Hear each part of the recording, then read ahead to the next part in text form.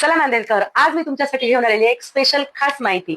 आज मी एवढी सुंदर तयार झाली कारण का तर तुम्हाला माहित आहे मी प्रोफेशनल अँकर तर आहेच, मी प्रोफेशनल मेकअप आर्टिस्ट आणि ब्युटिशियन पण आहे. आणि मी आपल्या नांदेड जिल्ह्यामध्ये प्रथमच महाराष्ट्रीयन ब्रायडल लुक सेमिनार घेऊन येत आहे. ह्या सेमिनारमध्ये मी तुम्हाला एक इंडियन ब्रायडल महाराष्ट्रीयन लुक शिकवणार आहे आणि ह्या लुकला शिकण्यासाठी तुम्हाला माझ्या या सेमिनारला जॉईन व्हावं लागेल. हा सेमिनार 28 डिसेंबर 2025 म्हणजे याच महिन्यात शेवटच्या रविवारी हा क्लास नांदेड येथे होणार आहे आणि त्याचा टाइम असणार आहे सकाळी 11 ते 4 वाजेपर्यंत. याचे रजिस्ट्रेशन चालू झालेले आहे. रजिस्ट्रेशनसाठी खाली दिलेल्या नंबरवर कॉल करा आणि आता तुमची सीट बुक करा. यामध्ये मी काय काय शिकवणार आहे तर यामध्ये मी शिकवणार आहे तुम्हाला Indian bridal makeup with Indian bridal hairstyle. त्याचबरोबर तुम्हाला त्यामध्ये सीआरपी शिकवणार आहे. त्याचबरोबर तुम्हाला प्रोडक्ट नॉलेज शिकवणार आहे.